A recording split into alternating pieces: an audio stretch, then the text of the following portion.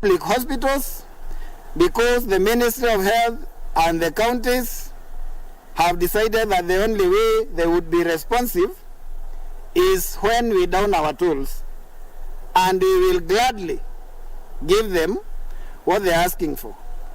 Let me invite the GS to read the statement on our behalf, and then we'll have the other officials to give their remarks.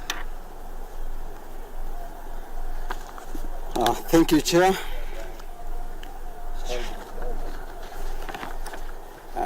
Let's give them a few minutes, they join. Thank you.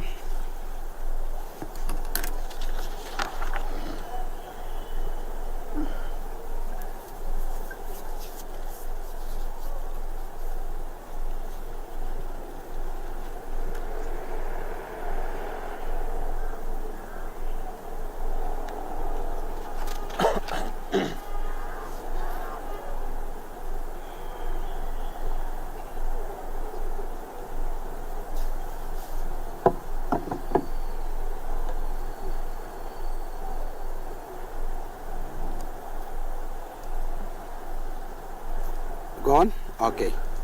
Thank you. My name is George Gibore. I'm the General Secretary, Kenya Union of Clinical Officers. And I'm going to read the press statement on behalf of the many unions represented here. That is the Kenya Union of Clinical Officers, the Kenya National Union of Nurses, the Kenya Medical Laboratory and Technician. And we have also the NUBEC, the Kenya Health Professional Society, among others.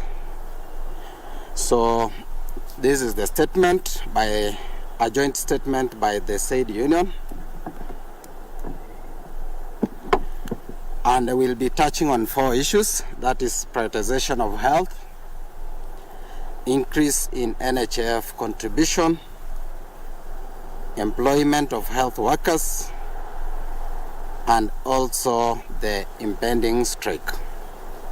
Ladies and gentlemen, every citizen has a responsibility to ensure that every good governance, integrity, and accountability are upheld.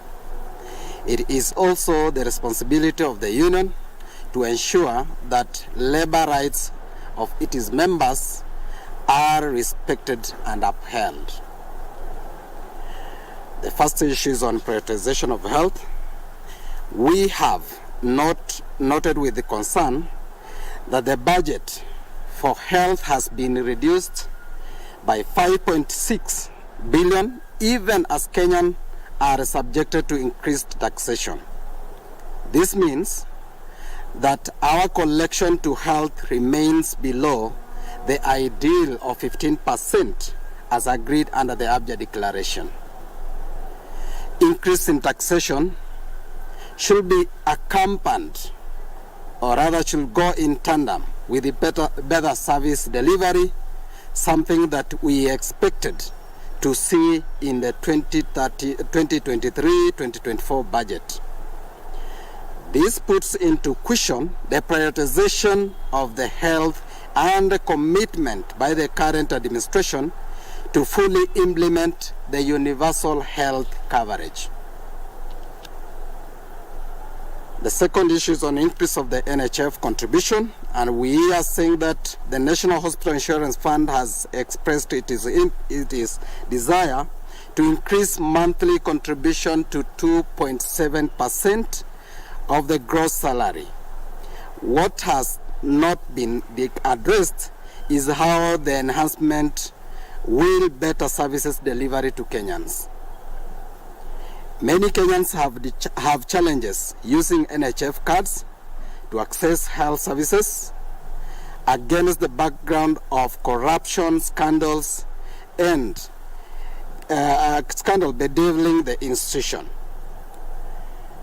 which have not been addressed by the institution. The NHF must explain to Kenyan how the enhancement of contribution will enable them access quality services without suffering catastrophic financial harm. On employment of more healthcare workers, It is in no doubt that accessibility to health services has worsened, especially in the public health sector, which is unable to meet the health demand of the Kenyan, which is in its growing population. Lack of adequate staffing of health staff or of health professionals in the right mix ranks high among the myriad of challenges contributing to health system failure in our country. It is unfortunate that this country has, in the last 6 decades, failed to establish a framework that will ensure commensurate staffing of health workers with the population growth. We have also seen an unfortunate development in Nakuru County, where health workers are being left off